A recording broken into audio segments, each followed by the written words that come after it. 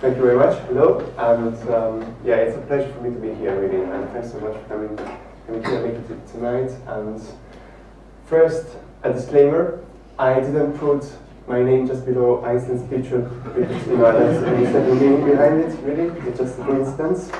And the second disclaimer is, I'm sure you may be wondering what this picture has to do with either Einstein or gravitational lensing by now. It really resembles the weather today, I guess, to some extent, but apparently has nothing to do with either Einstein or gravitational lensing. Bear with me, the answer to this will come towards the end of the talk, which will be about gravitational lensing, which is a cosmological tool, observable, that we want to use to test gravity and possibly create some problems for Einstein, test his theory, and see if we're doing well or not. Why do we want to do this? So, first of all, some motivation. The motivation here is, well, we want to test gravity, first of all, because it's nice to test gravity. We have a theory, we want to see if it works on all scales. We have tested so far only until solar system scales, pretty much, or so. We want to test it on cosmological scales, which are much bigger, the scale of the universe. But on top of that, we have even more pressing reason for doing that, which is we want to find reason and an explanation for cosmic acceleration. So here, some brief background on cosmic acceleration. Since 1929, we've known that the universe is expanding, but the watershed discovery we had in the last, basically almost just slightly more than 20 years ago, is that the universe is not only expanding, but it's expanding in an accelerated way. And so this is cosmic acceleration. And how did we find it? Well, the first discovery of it, the first experimental evidence came from supernova data. So supernovae are dying stars, and they basically are exploding. And when they explode, they're very bright, and they also have some very interesting physical properties which basically make them such that we know their intrinsic brightness, so to say, and we can then compare the intrinsic brightness to the actual brightness, the estimated one, the apparent one. And when you know how an object, how really bright it is, and you see dimmer and dimmer as it is away from you, you can calculate, you can infer the distance of this object from you. So that's the idea behind so-called standard candles in cosmology. In cosmology, it's very difficult to calculate distances. In order to do that, we need to have objects which, if they emit light, we know what kind of light, how much light they emit in normal situations, what's the intrinsic way of emitting light. That's the case for supernovae. Right, so people in 1998, through different groups, collected a series of some data on supernovae and found that basically if you reconstruct the curve that shows the distance between these supernovas and the galaxies in which they reside versus time, basically the data allocate themselves along the curve that shows basically that the galaxies are receding away from each other more and more, okay, which means the universe is expanding at an accelerated rate, and that's the only way to reconcile the data with some theoretical explanation. Okay, so why is it so important and counterintuitive, and why it deserved the Nobel Prize in 2011? Well, because in principle we would think that the expansion of the universe, okay, maybe we can accept the expansion of the universe after all, but still, gravity is there, right? And gravity is the only force that's really relevant on cosmological scales. And gravity is attractive, we know that, right? So we would expect that gravity tends to push things, right? While accelerating here means that there must be something else that's pulling things away. So this is completely counterintuitive, and that's why it was so important, and it really has revolutionized cosmology, and a Nobel Prize came out of it. And let me also add, okay, so if gravity itself cannot lead to acceleration, at least as we know it is, as we know it's done, it's given by general relativity, the theory of Einstein, then there must be something else that counteracts gravity on cosmological scales, and this something else is dark energy. So first lesson is dark energy is the name of a problem rather than a solution. Dark energy is something else, whatever that is, that causes the cosmic acceleration, right? So, to be honest, we don't really know what dark energy is in detail. We do have some strong candidates, but that's the point here. We want to test and see if we can come up with a valid explanation. In cosmology, we like to quantify things by a series of numbers that are called the so-called cosmological parameters. The cosmological parameters basically tell us about the composition of the universe, its history in a sense. For example, omega m, omega matter, describes the total amount of matter in the universe. When I say total, I mean including baryonic matter, which is the matter we are all composed of, and dark matter. So dark matter is a completely different story here. I will not mention dark matter anymore, essentially, in the talk. But we know that dark matter is much more than baryonic matter, and it's approximately 25% or so of the total energy mass budget of the universe. So this is just to say that if dark matter plus ordinary matter is approximately, say, 30%, we have the rest has to be dark energy. So dark energy makes up 70% of our energy budget of our universe. So there's a lot of dark energy, and we don't know where it is, okay? The only thing we know is that it's repulsive, in the sense that it counteracts gravity. It has to be something that acts in an opposite way and pushes things away and causes the cosmic acceleration. Okay, I'll come back to the other cosmological parameters later. So what is dark energy? Well, we don't know. As I said, we're going to stress test some candidates. Turns out some funny people use it as a name for a plant nutrient and a brand of a beer, type of beer. But more seriously, so let me introduce some of the candidates for dark energy from a physical perspective. Okay, I promise you this is the only equation I'm going to show, and the only reason I do this is because by analyzing this equation we can understand what are the candidates for dark energy. So this is this is the law of gravity according to Einstein. Okay, the so-called field equations, if you in technical terms. Einstein's gravity tells us that there is no such notion as a force of gravity. What gravity really is a curvature of space-time generated by some amount of mass or energy equivalently, because mass and energy are the same thing in relativity. Okay, so there's a famous way of expressing it, to express the fact that the curvature of space-time is related to its content, and it's curved space-time tells mass how to move, but mass or energy tells space-time how to curve, and this curvature can be effectively interpreted as force of gravity. Okay, so one thing to understand here, there's two parts. Let's forget about the constant here. We can set it to 1, really, it doesn't matter. But there's a left-hand side which describes the curvature of space-time, and then the right-hand side describing the content, essentially, in terms of mass energy. So, the first way of explaining cosmic acceleration, and so the first candidate for dark energy, is basically just the addition of a constant to this equation. I could show you that if I just add a constant to this equation, basically my laws of physics don't change, but as a bonus I get accelerated expansion. So it's great. It's a trick I could do, and let me tell you, this works fantastically well in the sense that my cosmological observations can be fitted very, very well by adding this cosmological constant lambda to my cosmological model. So much really that it gives the name to the standard cosmological model, which is called lambda CDM. Lambda stands for the cosmological constant, and CDM is called dark matter, which again, in this talk I'm not going to talk about. So, fine, excellent, we are done. There's no need to do cosmology anymore. Well, it's not like that, really, because the problem comes from a theoretical perspective. So, it's true that we can postulate the existence of a cosmological constant, fit the observations, and derive a value for the cosmological constant.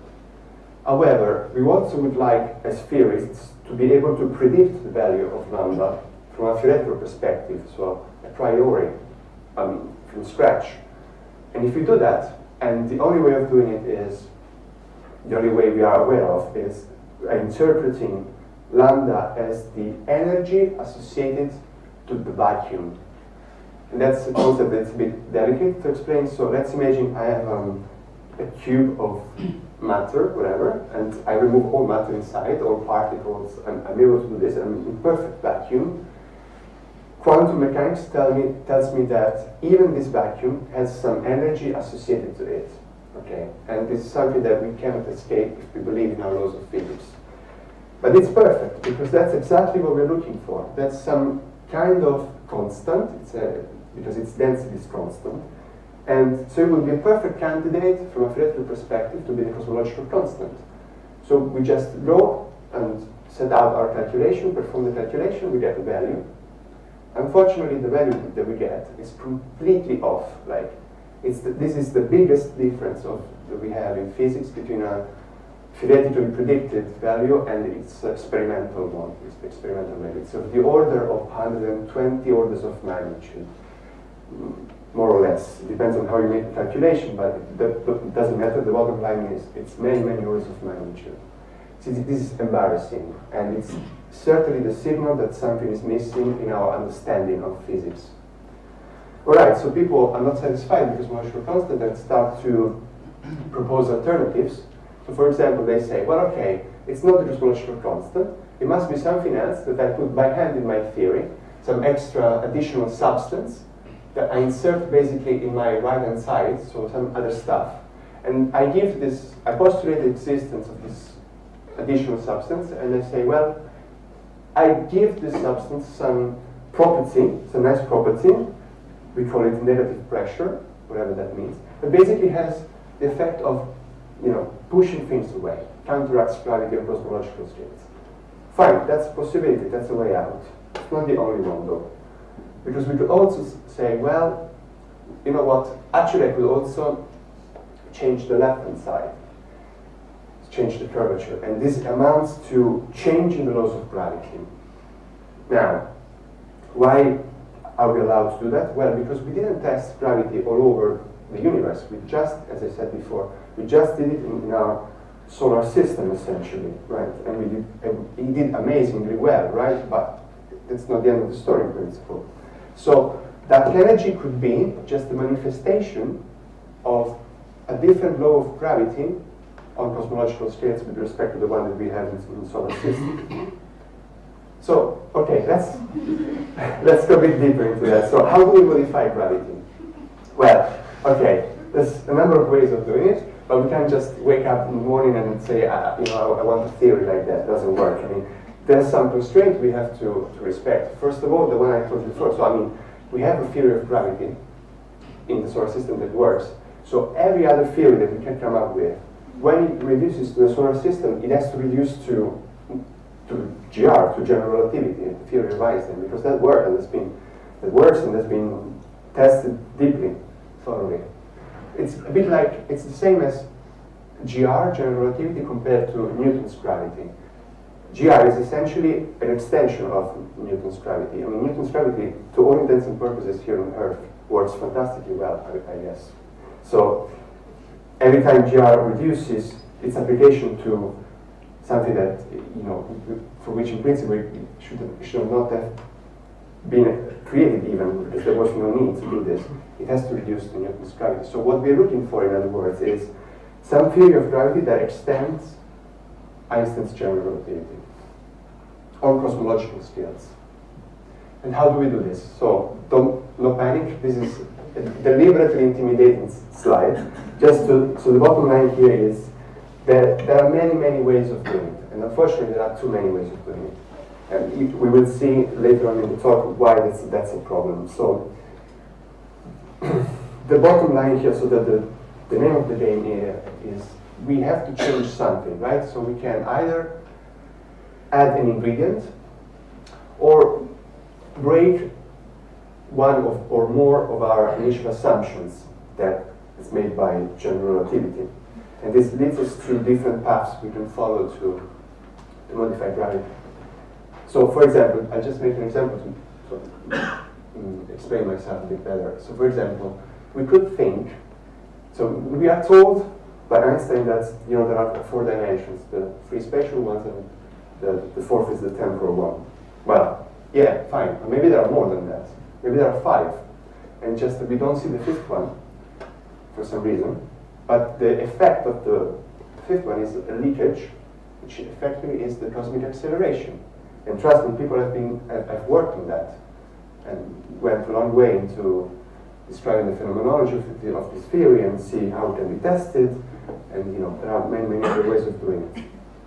So bottom line is, it's a bit of trouble from a data point of view. It's difficult because we would need to have an incredible amount of data, at the same time incredible amount of people working on this, an incredible amount of computer power and statistical methods to test gravity in all these different possible ways. And we don't have it, and we will not have it. I'll come back to that. So, but okay, now let's move to the observational part. So, how do we actually test gravity? So, observationally speaking, we know we have a few choices, right? I mean, we have some cosmological probes. And we talked already about supernovae.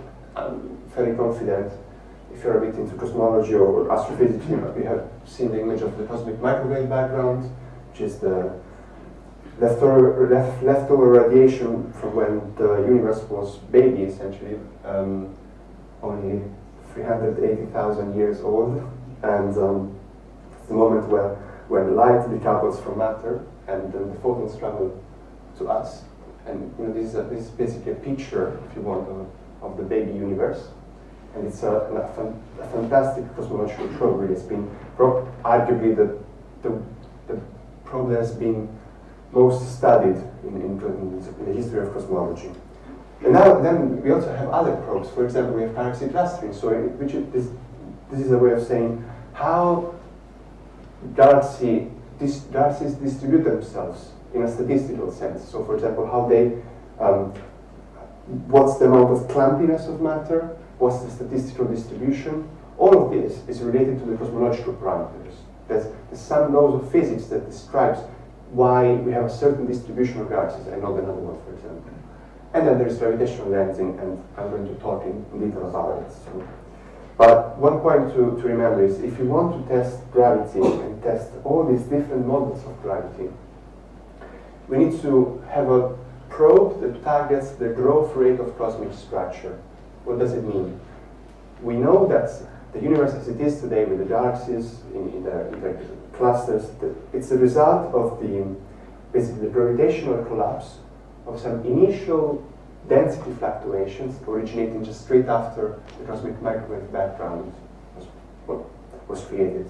So these initial density fluctuations created more and more structure until finally the universe as it is today, right? So the way this cosmic structure has grown up, essentially, differs from model to model. And so it's a strongly model dependent. Well, strongly, up to a certain point. Actually, unfortunately, another problem with modified gravity is that the predictions of different models are not that different from each other. So we need an exquisite level of precision, the so-called precision cosmology, which is the next era of cosmology. Some people say we already entered it. I don't know, but certainly we need a lot of work and precise measurements, a lot of data to distinguish between how different models basically make their predictions for the growth of how the cosmic structure grow, and then compare this to the data. So we need a probe that targets the structure in the universe. That's the main point.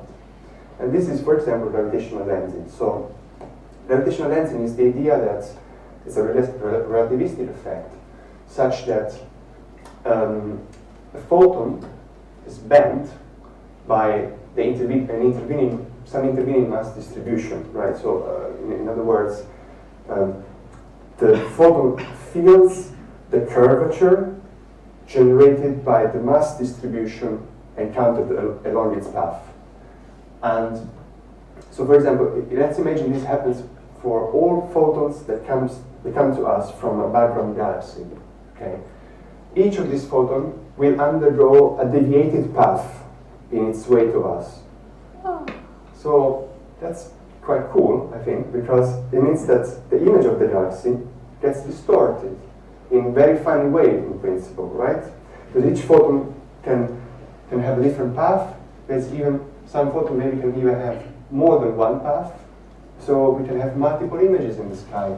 And trust me, we have. I'm going to show you the pictures in a couple of slides.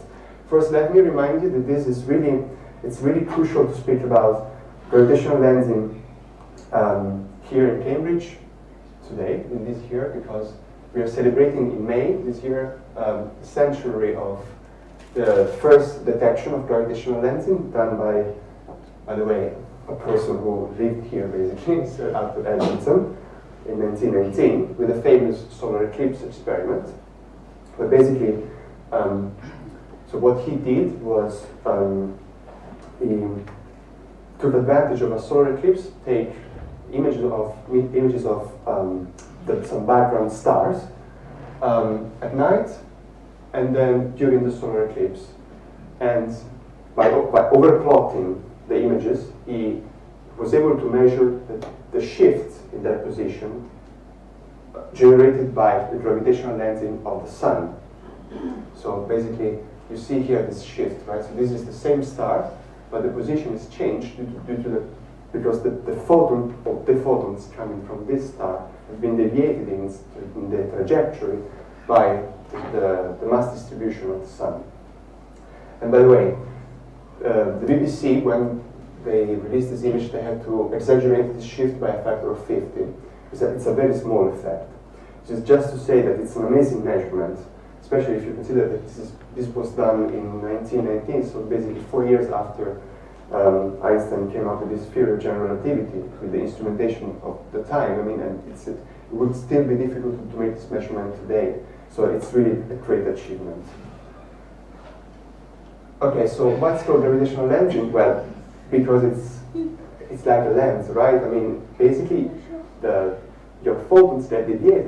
It's the same thing that happens, when you have your glasses and lights get through them, and it converges, it changes path. That's what happens really, and it's a geometrical effect, if you want.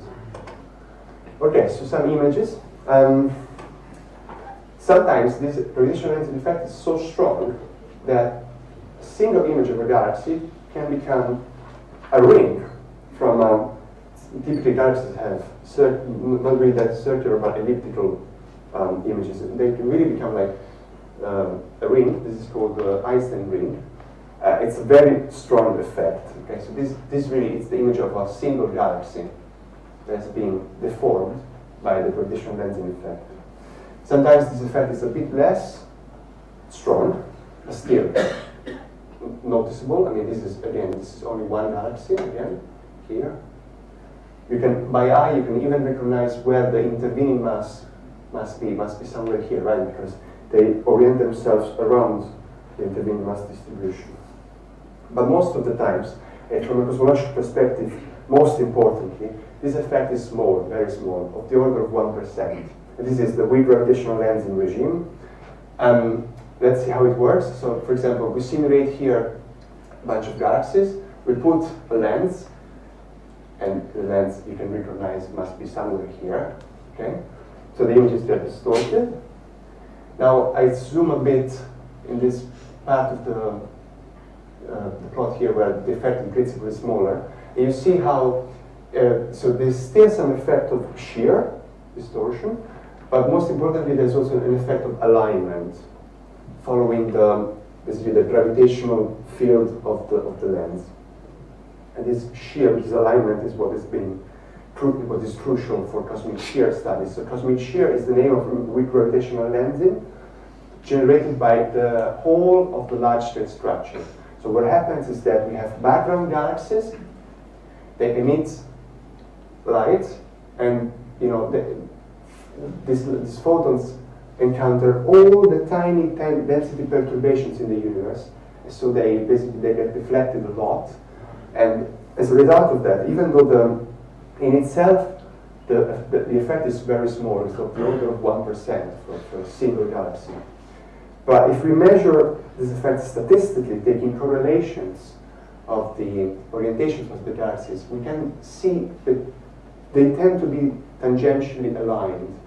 And this can be measured, it's been quantified in a statistical sense. And this is the cosmic shear, and this contains very important cosmological information. In particular, on modified gravity. Again, we have so many theories to test. I come back to this point. So in this plot here, I show you all the modified gravity models, plus the dark energy one and the cosmological constant one. So it deserves 3 sad faces because it's even more models to test. And by the way, this is not updated, really, there's even more than that. So why is it a problem? It's a problem because, again, we cannot perform the statistical analysis for each of them. So we need to find a way to be clever and collect these models in some sort of classes in a way that we can basically well, be clever and economize our efforts, so to say. Okay, so I'm going to talk about, in this last part of the talk, about a bit of my research. But that's exactly what I've been working on. Turns out there was a guy in the US called Ordensky, who was a very clever guy, and he came up with a way of writing down a general theory of gravity, where you add one single element to Einstein's general relativity. For those of you who are a bit more specialists, you add a scalar field, whatever that is, doesn't matter here. It turns out this is not just one theory of gravity. You can express a lot of theories of gravity as an addition of a scalar field.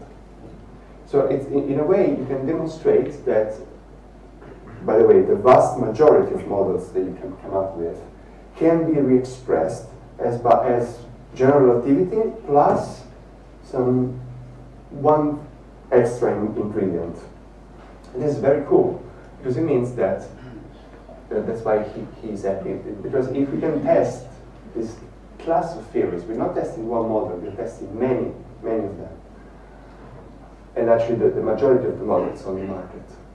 Funny story, this was discovered in the 70s by Ordensky, and then went completely unnoticed for 40 years. Was rediscovered recently after the discovery of cosmic acceleration, and so on and so forth, and he received a lot of attention recently. In the meantime, Ordensky was a professor, he quit physics, and he became a painter, and he's still active in the US. And yeah, one of the paintings he's produced is the one that was at the beginning of my presentation, so that's why it's there. You can go on Amazon if you want. If you like the paintings, you can buy them. Right, maybe not. Fine. Just a bit of propaganda for my own research. So what I did here, I just recently, this paper came out on Monday. I reanalyzed some data from 2 important gravitational lensing and galaxy clustering surveys, and I reanalyzed them assuming once lambda CDM, so the standard cosmological model, and in the other case, Ordensky gravity, with the idea of comparing the results. Let's go through the plot. When you see a plot like that, with 2 parameters and some contours, the idea is that when you see the contour, the true value of your combination of 2 parameters must be somewhere within the contour. Okay, so that's, roughly speaking, that's the idea. So, in other words, for example, the gray contour says that my true value for the combination of sigma 8 and omega matter must be somewhere here. It's very unlikely that it's outside, basically impossible it's outside. By the way, omega matter again is the parameter that describes the total amount of matter in the universe. In those units must be something around 0.3 because it's 30%, and it is good. And then sigma 8, has to do with the amount of matter cloudiness essentially. But that's the details don't matter here. What matters is that, as you can also see from this plot, by the way, this analysis has already been done from from the same service, another service, and they always find that, well, not always, but very often they find that the actual value that they've extracted from this analysis for sigma, or with element sigma 8, is discrepant with the one obtained from the cosmic microwave background. Okay, which means you can see this here as well. If you assume lambda CDM, basically these contours, they don't overlap really. There's some this kind of discrepancy. It's not clear yet how much, but something doesn't. I mean, in principle, if it's the same physics, these contours should overlap. Okay, and people say, well, this could be the claim of new physics, or some other people say, no, it's too early to say something like that, and you know, we need to explore something else, some other possibilities, some systematical errors, whatever. Okay, so I said, okay, but let's assume a different model of gravity. So on the left you have lambda CDM, but on the right hand side you have a Hortensky modified gravity model. So let's do the same analysis. And I found that though the contours overlap now much better than in lambda CDM. The magenta contours are always the ones obtained with the cosmic microwave background experiments, which is complementary and independent from the other contours. So, I mean, it's obviously too early to claim anything really, but it's an interesting result because it says that there's a possibility that there could be something else than lambda CDM. Maybe Hortensky could be the way to go in a sense to test gravity.